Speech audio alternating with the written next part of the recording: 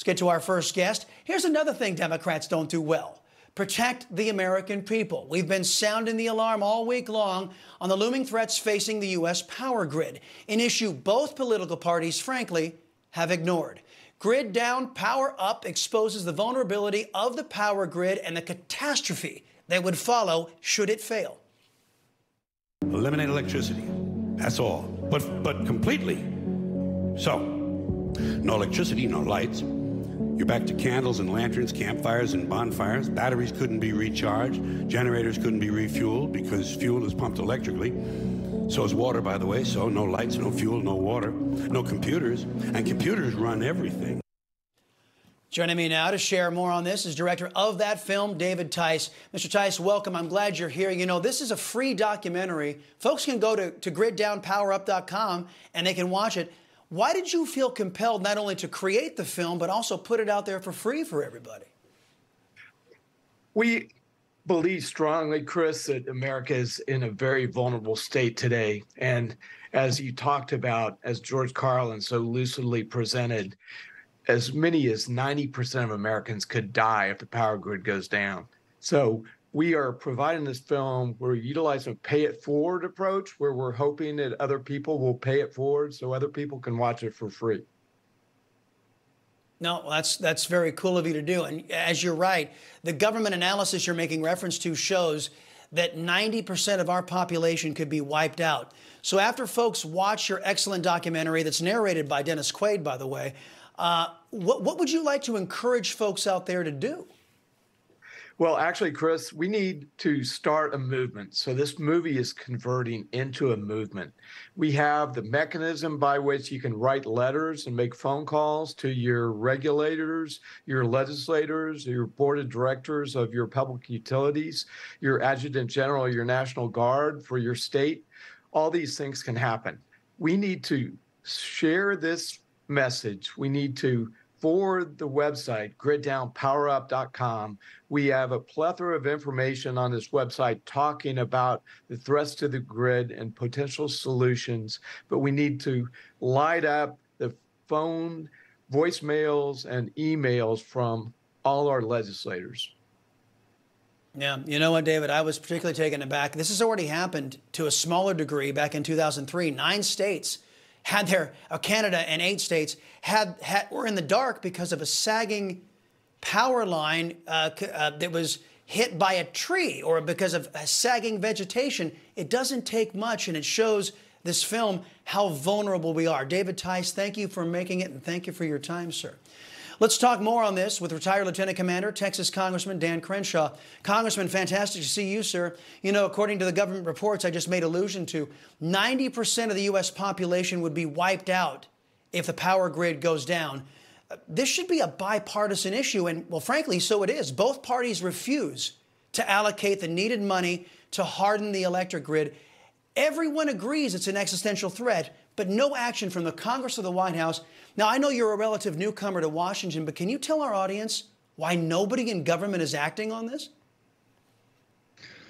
Well, I mean, there's money. I mean, they spent $1.5 trillion on infrastructure. The question is, how is that money turning into projects? And the answer to that is, well, the problem with the infrastructure bill, one of the reasons I didn't vote for it was because it was a lot of money, but without any reform to make it easier to build stuff. And so I'm not even sure that money will ever be spent, even though it's there. And it won't be spent because what Biden did when he took office was reverse what's called NEPA reforms that the Trump administration had implemented, which it's environmental regulations that govern your permitting on how you build something. And that could be anything. It could be infrastructure here or there, or it could be power lines. And so Democrats don't think about that. They don't think about the activist environmentalist groups that will sue and settle just to stop projects. Doesn't matter what kind of project it is. Sometimes it's clean energy projects. They just don't want anything built because there's a deeply anti-humanist vein in that radical environmentalist fringe. But it has effects. Yep. It has carryover effects into normal policy. And so you can't make it easier to build things. They're not going to get built. Yeah, analysis of the $1.5 trillion infrastructure bill says zero allocated to hardening the grid. And frankly, this is something that, again, Republicans and Democrats both would be wiped out in an event. It just boggles the mind.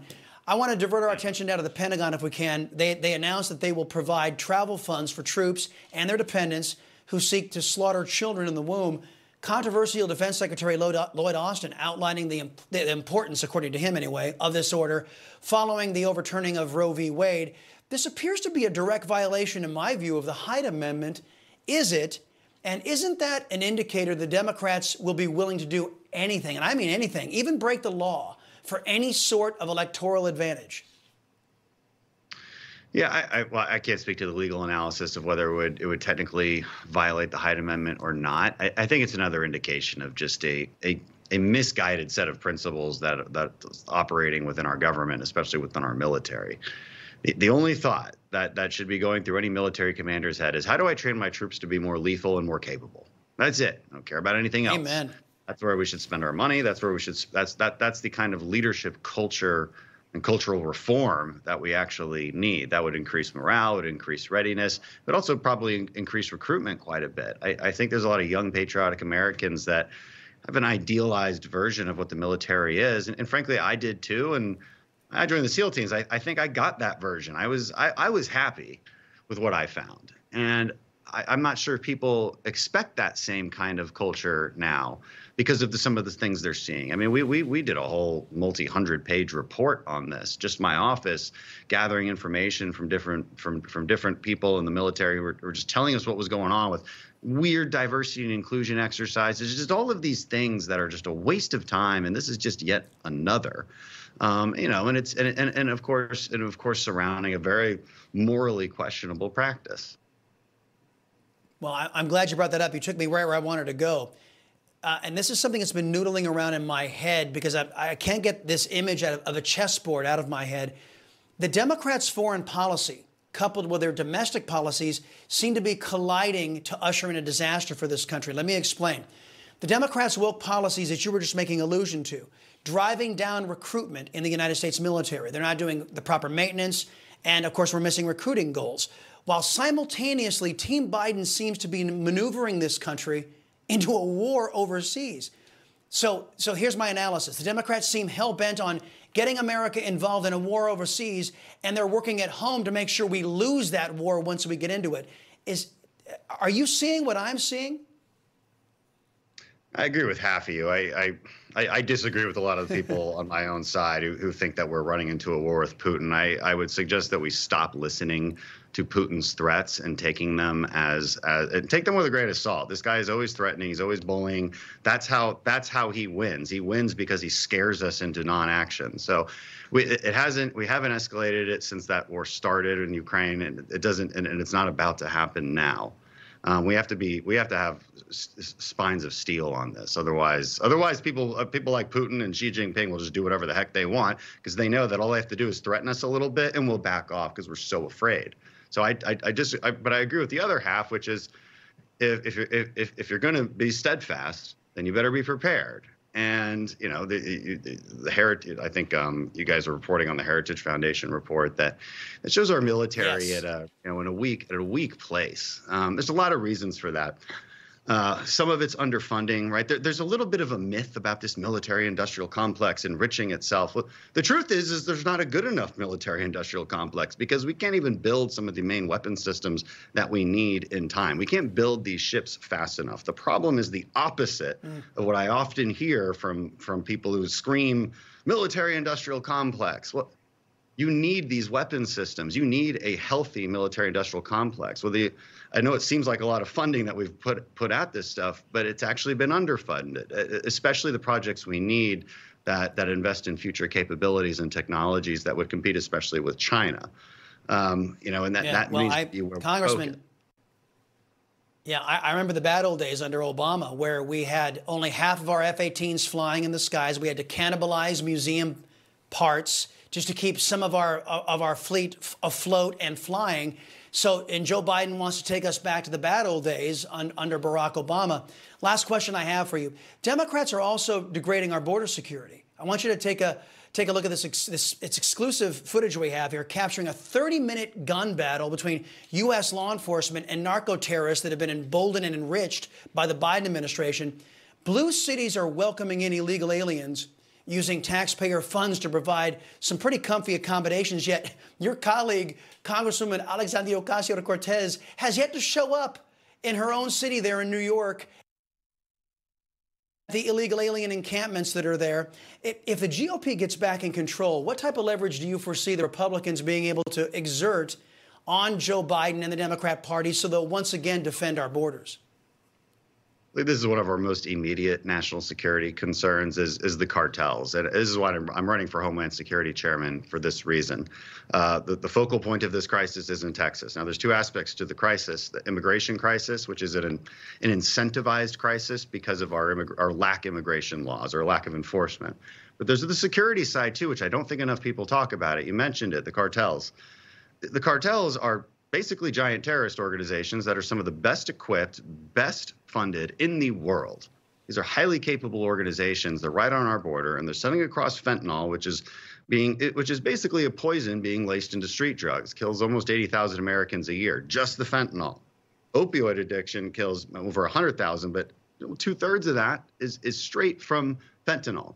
So this is an attack on our sovereignty. It's an attack on our people. Tens of thousands of Americans dying, and it's at the hands of very, very specific people. But do we see El Mecho's face on any news channel? Do Americans know who the leaders of the Sinaloa cartel are? Nope. Everybody knows who Osama bin Laden is. But nobody knows who these guys are. And we need to know. And we need to be funding an interagency task force that targets this and works with the Mexican government and rids them from the earth, because they're a serious threat to America. Yeah, and they are military units, and they're down there on the border using a military arsenal, and it's a gathering threat, and we're not doing anything about it right now. Congressman Dan Crenshaw, sorry I got to cut our conversation short, just out of time. Thank you, sir. Appreciate it. Much more ahead on the Salcedo Show. Failed Saudi deals, nonsense demands to oil companies, emergency reserves bled dry. Biden thinks voters are too dumb to notice that his energy policies and what they're doing to us. And while U.S. Pentagon brass, they worry about pronouns and abortion on demand, China is worried about their soldiers' peace disease. We discussed that with our military panel, Brigadier General Blaine Holt and Lieutenant Colonel Tony Schaefer. Plus, it's Friday, so it's time for the Salcedo Sound Off this week. Do the New Yorkers agree with the majority of Americans that the mainstream media is a threat to democracy? The media does influence the way people think. So therefore, if you're leaning on one side or the other, you could be convinced based on what the media represents. Don't start your weekend without the Salcedo Show. We'll be right back.